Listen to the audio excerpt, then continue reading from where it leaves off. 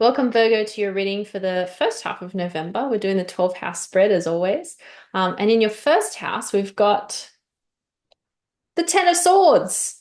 Virgo, Ten of Swords is a blessing in disguise. This is in the house of what's you, what makes you, what's your essence, what gives you your character. And Virgo, you are no stranger to doing the hard yards. So even though this may look daunting, it's definitely a blessing because it's tapping into your wisdom and experience. What's the clarifier saying with that, Fran? Do you know that Virgo got this for our one card whiz Did through? it? Yeah. So Virgo, you've really been through something, and that Yeah. was just me going, take a deep breath, because Yeah. this too shall pass. And I think what this saying is that what you've been through is actually strengthening your sense of self is the strong indicator I get. But the clarifier for your first house of identity, what makes you, is the Ace of Wands. So this is a card of inspiration and opportunity coming in, and new beginnings, out with the old, in with the new. So that would strongly indicate that that period of the horrible swords is over, and there's a new period of inspiration and just freshness, new growth. Hmm. Lovely, Virgo. Yes. Second house Virgo is judgment card. Um, so the second house is all about values, resources, skills. Judgment is a calling into your new life. So whatever it is that helps you gain what you need in your situation, it's going to come from how you're able to build your abundance with knowing that what's happened was before and now you're moving into a new space. So what's the clarifier saying with that, Fran? How interesting. In your second house, you have okay. You have the six of swords. So you're moving away from something, Virgo. So this is really positive, and you do need to move away from something, Virgo. So this landing in your second house of what you're resourced with, your talents, gifts, skills, strengths, abilities to bring about your abundance and your security. I think this is saying what you're resourced with is this Six of Wands, like you've got everything you need to start again. That's it. Good on Yeah. you, Virgo. New beginnings. There's a strong theme emerging already. Thanks, Virgo. And in the third house, we have the Temperance card, the third house of communication and ideas. I'm just looking at this layout, and there's just two angelic figures with these red wings, and in the second and third house. And the third house of communication and ideas being the Temperance card about refining how you're speaking. Virgo, it's so you. I know that you're really good at discernment, you're good at actually refining and getting to the core of what you really need for yourself. And this is happening in your communication as well at this time, which is very promising. There's maybe someone in your environment who's doing that as well, and that's very pleasing for you. It's very like, oh, thank God someone else can do that too. So let's see how the clarifier says it helps you. Interesting. You've got the Knight of Pentacles showing up in your area of communication, thoughts, ideas. So perhaps you're taking too much of a pause around saying what you need to say. Our friend here, the Knight of Pentacles, he's a little bit stuck. He's pausing for too long. He's hesitating. There's some resistance that he's a little bit giving into. So I would say push past the resistance, Virgo, and say what you need to say, but in that beautiful, considered, refined way that Em was talking about. Hmm. Thanks, friend. And then in the fourth house, you have the Four of Wands. So the Four of Wands in the fourth house. I know Cancer got this. I think someone had this. But the four in the fourth house is all about confirmation that it's going to be celebratory. It's a portal into a new way of being. And the fourth house is all about all things that are familiar, your home, family, close relationships, and the people that you care for. So a very positive omen for you in the next couple of weeks. What's the clarifier saying, Fran? I just got the sense that for some of you, the Four of Wands landing in your fourth house or family, all things familiar, your chosen family, how you feel at home in the world. I'd say for some of you, there could be a wedding in the family. The Four of Wands represents marriage, if you're into that. Um, you yourself, that could be on the cards, but on boom, pardon the pun for you. And also something coming to completion with you in family life. If you're single and, traditional family isn't your thing, maybe you're footloose and fancy free, success and victory. And our clarifier, okay, don't be alarmed, is the Ten of Swords. So, That came up in the first house as well, and in your reading for the one card reading. yeah, this is a really strong theme for you, Virgo. So I feel like we need a moment's silence to bow our heads because you have really been through it, haven't you? Haven't you? You have. And I just want to honor that. You're healing from it though. Don't let this define you. I think it's coming up a lot because there might be for some of you a risk of being defined by this period of having 10 swords in your back. And it doesn't define you. What defines you is the healing and the growth that you have successfully made through this period. So, yeah, there's been some big owies, and this showing up in your fourth house of family. Maybe there's some residual pain that's just showing up in your family life because sometimes it's the nearest and the dearest that we can kind of take our pain out on. So maybe just watch that a little bit and get some more legitimate healing around that, Virgo. Mm, nice. In the fifth house, Virgo, my deck is upside down. Don't pay attention to that. The Four of Pentacles is in the fifth house of self-expression and the inner child. I get the feeling, Virgo, that maybe there's a part of you that was younger, that happened in the past that you're clinging to very tightly and protecting. So there's a part in you maybe that you're precious about and don't want to just let anyone into. And so it's might be a little bit difficult to move into that space of creatively expressing and doing that freely if other people are witnessing it. Maybe this is a creative expression that needs to come out in your alone space first before you can work out how to refine that enough to then pass it on to the rest of the world. And this will be a safe healing space for you too. What's the clarifier saying with how to do that? Mm. Just what popped into my head, I'll just share it with you, Virgo, and of course with you, Em, is betrayal. I just feel that that's what a lot of you are healing from. And I just get the sense, don't invite it back in. Take it how it resonates, as we always say. In your fifth house of creative expression, beautiful. Queen of Wands. What a great placement for your house of creative expression because she doesn't care what anybody thinks. And that's exactly what you need when you're trying to express yourself creatively. She has a black cat, which was very frowned upon and feared in the time of the tarot, but she doesn't care. She says, I will have a black cat if I want one.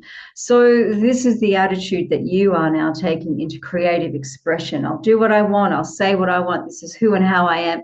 Take me or leave me. So a lot of freedom and self-empowerment in creative expression, in your creative passion project. And I think this is going to bring in a lot of abundance and expansion for you. She also represents that she's holding the sunflower. The sunflower follows the sun. It's heliotropic. She always follows the sun, which is a symbol of following your heart. Follow your heart and you can't go wrong, Virgo. Beautiful. I'm going to try and. It's so sunny. Sorry, 1 second. I don't know why it's so. I think this is a metaphor. I think you need to Oh, that's open a window hilarious. in your life, Virgo. I think you need to let Yeah. fresh air. You're so bright, Virgo. I'm so Yeah, we all need shades, Virgo. oh, all right. So sixth house. Your house, Virgo. In work and discernment, you've got the 9, 8, 8 of Swords. That is around self-imposed restriction. I feel like you've already moved through this, Virgo. There's something that, like, it's just been a hard, difficult time in the recent past or in the past further. And this card is asking you to look at how are you limiting yourself with your own beliefs. And maybe it's to do with self-doubt or self-criticism, but I have a sense that you've already made the decision to leave that alone. If it pops its head up every now and then, you've got some good strategies in place to manage that self-talk, self-care, connecting to people that care about you, doing your work, just anything that helps you stay afloat. So, what's the clarifying card saying how you do that? I was just going to say what popped into my head real quick is that self-imposed restriction is very much a hangover of that Ten of Swords, that betrayal, that being hurt. Like, oh, you may not want to say what you need to say, go where you need to go, do what you need to go. There's that restriction because you're so fearful of being, having 10 swords in your back again, like having that brutal time, whatever that was. So I think, as Em said, it's just about acknowledging that it's over. You know how to take care of you. You can move forward with confidence and courage. And our clarifier, yes, you're walking away. Mhm. Your clarifier, Virgo, is the Eight of Cups. So you're walking away from this period that doesn't serve you anymore, and you're walking into something better, more expansive. Good stuff, Virgo. Cool. All right, then the seventh house we have Wheel of Fortune. Okay, seventh house is of partnerships, relationships, connections, romance. The Wheel of Fortune is a card that asks us to take action now whenever a challenge arises to meet it almost immediately as soon as you can. But it's also speaking to the luck of the universe, that if you're seeking someone for connection or you're trying to deepen relationships that are already existing, it's leaning into the luck of the universe and sometimes even the chaos of the universe. Spontaneity, impulsivity, not too much so that you're, shunning responsibilities or doing things that are going to be to your detriment, but enough that you're able to lean into some magic of life. And that's where desire occupies that space. That's where we feel connected and, yeah, excited about people in our lives and ourselves. So, yeah, let's see what the clarifier says with that. In your seventh house of relationship, beautiful, you have the Nine of Pentacles. So this is a time of abundance, of really resting in abundance, of self-care, self-nurturing. So I get the sense in order for your relationships to flourish, you've got to take some time to make sure that you're flourishing, is what I get there, Virgo. Yeah, great. And then in the eighth house of transformation, you've got the Seven of Cups. Virgo, I think this is asking you if you've got too many options and if you need to reduce your options. Maybe it's connected to the seventh house as well of relationships. Maybe you're spoilt for choice. Or the other feeling could be that it feels like there's a lot to choose from, but in reality, there isn't because the choice is already being made. But this card is also connected to emotions and emotional fulfillment in that eighth house of transformation and shared resources. It seems like you've got plenty at your disposal to choose from in order to make that transformation happen, whatever that may be in relation to. What's the clarifying card saying, Fran? Oh, interesting. We have the devil showing up in your eighth house of transformation. So I don't think this is necessarily a toxic person that you need to worry about. But if you kind of know in your heart of hearts that somebody has entered the arena with toxic tendencies, this is confirmation. But I think for the vast majority of you, the devil showing up in your house of transformation is that you have, it's saying that you have transformed those lower selves, the shadow self, and you're taking responsibility for that and you're bringing it through in a much more conscious, realized way. So, whereas before you may have snapped somebody's head off, now you know to take that moment, go away and say what you need to say in a much more respectful, positive way. So, I just think it means you've done the work and you've transformed those, which we all have, those lower selves. You've transformed the lower self into something higher that serves you and serves others. So, good work transforming that, Virgo. Beautiful. Thanks, Fran. And then in the ninth house, we have the Five of Cups. Ninth house is expansion, higher thinking, higher mind. And the Five of Cups is the card often associated with grieving and letting go. And the figure in the card is mourning the loss of something that has to be let go. And when that grieving process is moving towards a bit more stability and regularity, because grief is nonlinear, like you were saying in the last reading, Fran. It's that anything could be changing at any time, and it's all part of that process. You turn around and find the next thing to look forward to. So, yeah, it's a reminder that even if things are difficult, there's always something to look forward to in the future. And that is actually what's going to lead to that expansion for you, Virgo. What's the clarifier card saying, Fran? Beautiful. Your clarifier in the ninth house of higher mind and expansion, travel and adventure, higher learning. You have the Five of Wands. So this is conflict and competition. So I wonder if there's something happening for you around competition, competition for ideas.